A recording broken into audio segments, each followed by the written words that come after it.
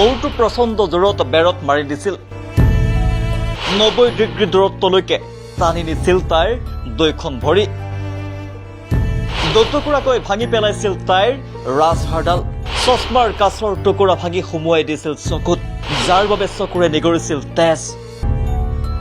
ইমানেই নহয়, 18 পাখণ্ডই ব্যক্তিগত অংশত চলাইছিল অকথ্য নিৰ্যাতন। পাখণ্ডৰ পাশবিক অত্যাচাৰ সহ্য কৰিব নোৱাৰিলে তাই।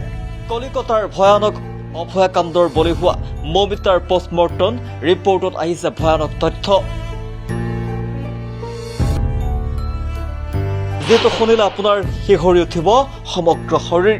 চিৰাচিৰ কৰি পেলাইছিল মৌমিতাৰ দেহটো। সমগ্ৰ শৰীৰত আছিল 18টাকৈ পাখণ্ডৰ 113টা কামোৰৰ দাগ। শৰীৰৰ ভিতৰত 18টা কালপিতে ভৰাই দিছিল 150 গ্ৰাম বীৰ্য। পেট, বাওঁ ভৰি, ডিঙি, সোঁহাত, অনামিকা আঙুলিত কৰিছিল প্ৰচণ্ড আঘাত। সহায় বিচাৰি আৰ্তনাদ কৰা মৌমিতাক মুখ আৰু ডিঙিত প্ৰচণ্ড জোৰে হেঁচা মাৰি ধৰিছিল। মানুহ নহয় যেন জন্তুৰ কবলত পৰিছিল তাই। হায়, জীৱশ্ৰেষ্ঠ মানুহ।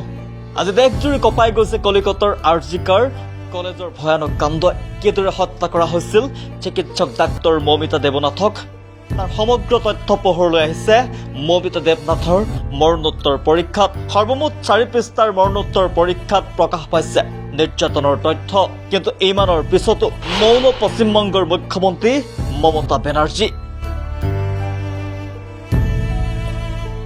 যিখন ৰাজ্যত শাসনত এগৰাকী মহিলা মুখ্যমন্ত্ৰী থকাৰ পিছতো কিন্তু ৰাজ্যখনৰ নাৰীসকলে সুৰক্ষাৰ বাবে প্ৰতিবাদ কৰিব লগা পৰিস্থিতিৰ সৃষ্টি হৈছে।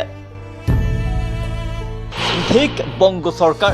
এইফালে ঘটনাৰ দুদিনৰ পিছতে গ্ৰেপ্তাৰ কৰিছে মূল অভিযুক্ত তথা কালপিত সঞ্জীৱ ৰয়ক। কিন্তু বৰ্তমানলৈকে তদন্ত চলি আছে।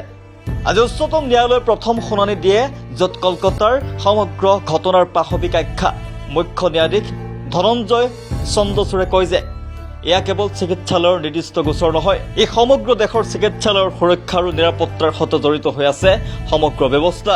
ইয়াৰ বাবে মুখ্য ন্যায়াধীশজনে গঠন কৰিবলৈ নিৰ্দেশ দিয়ে ষ্টাফ কমিটি, যি কমিটিয়ে দেশৰ জ্যেষ্ঠ কনিষ্ঠ সকলো স্বাস্থ্যকৰ্মীৰে সামগ্ৰিক সুৰক্ষা কাৰ্যকৰীৰ বাবে প্ৰদান কৰিব। লগতে তেওঁ কয় যে প্ৰতিখন চিকিৎসালয়ে চিকিৎসাকৰ্মীক দিব লাগিব সুৰক্ষা। প্ৰতিখন চিকিৎসালয়তে স্থাপন কৰিব লাগিব পৰ্যাপ্ত পোহৰৰ ব্যৱস্থা। সকলো কৰিডৰত বাধ্যতামূলক CCTVৰ ব্যৱস্থা। এতিয়া মূল কথা হ'ল, উচ্চতম ন্যায়ালয়ে মূল অপৰাধীৰ বাবে কি শুনানি দিব? ন্যায় পাবনে মৌমিতাই, নে আইন ব্যৱস্থাৰ আওপকীয়া মেৰপাকেৰে সাৰি যাব অপৰাধী? এতিয়া দেশৰ সমগ্ৰ সজাগ জনতা উৎকণ্ঠাৰে বাট চাই আছে প্ৰকৃত দোষীক কৰায়ত্ব কৰি শাস্তি বিহক চৰকাৰে। হয়তো তেতিয়াহে ন্যায় পাব মৌমিতাৰ আত্মাই। National desk, search the reality.